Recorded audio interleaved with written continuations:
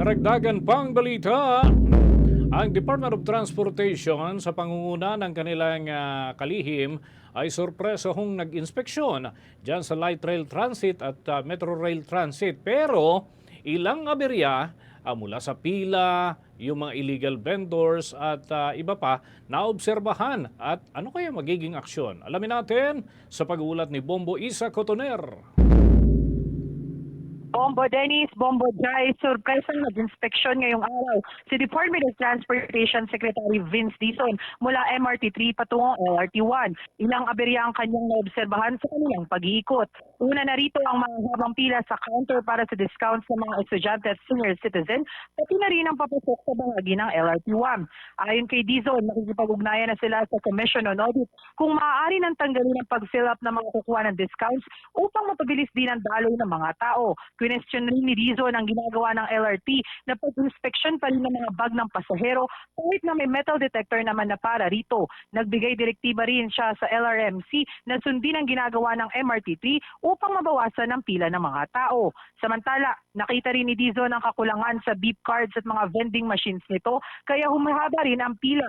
Ani Dizon, sila ay makikipag-ugnayan na sa provider ng beep cards at aatasan na mag-produce ng maraming cards para sa mga pasahero at i-repair o dagdagan ng kanilang mga makina.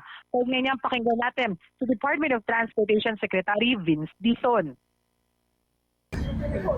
We are inconsistent in our execution of the checking. Diba? Here, kahit na walang x-ray, they open every bag. But there is already a metal detector. So why are you opening every bag? So we have to standardize the execution para mabilis. Ang report sa akin, marami, lalo na sa LRT2, hindi gumagana. So I have to confront PIP today about that. No? And frankly, ang luma na eh. Kulang? Ang luma na, tsaka mukhang kulang. No, mukhang kulang. Kasi mahaba pa rin ang mga pila. So, tingin ko naman, kaya naman nating solusyonan lahat ko. Hindi ito mahirap. Kaugnay pa nito, sinita rin ni Dizon ang mga illegal vendors na namamalagi sa paakyat ng MRT at sa tulay ng pa-LRT. Ayon sa kanyang pakikipag-usap, umaabot umano sa 1,000 kada araw ang binabayaran nila sa katabing mall nito. Iginiit ni Dizon na ito ay pinagbabawal dahil ang lugar kung saan sila nagbebenta ay pagmamayari ng gobyerno. Ipinatawag na rin ni Dizon ang naturang mall upang kausapin ukol sa iligal na pagpaparenta sa mga vendors ito sa bahagi ng MRT3. Kaugnay niyang pakinggan natin muli si Department of Transportation Secretary Vince Dizon. Tapos meron ding problema dun sa Metro Point. Kasi merong Metro Point Mall. Ito yun, yung Metro Point Mall.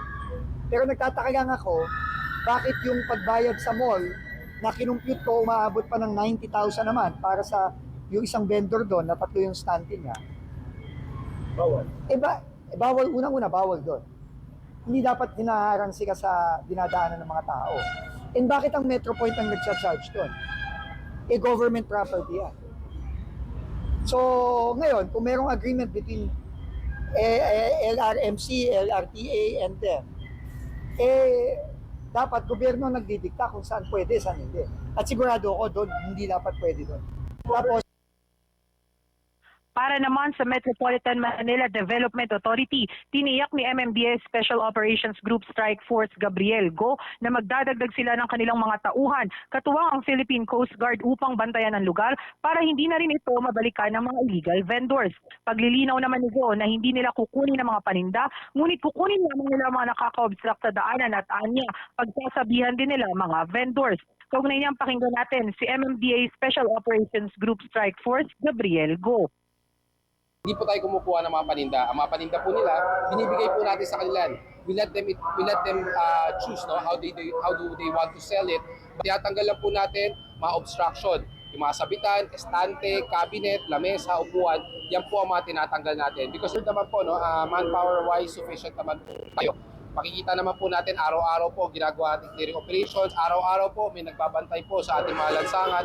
At kung mapapansin nyo po, meron po tayong mga nakadeploy na sidewalk clearing operation group team po natin sa iba't ibang lugar. Or hindi po tayo Mula sa lungsod ng Pasay, ito si Bombo Isa Cotoner and this is Bombo Radio Philippines, the #1 and most trusted source of news and information. Basta Radio, Bombo! For the most trusted source of news and information, visit our website at www.bomboradio.com. Follow us on Bombo Radio mobile app, Facebook, YouTube, TikTok, and X, formerly Twitter. Like, share, and stay connected. Anytime, anywhere.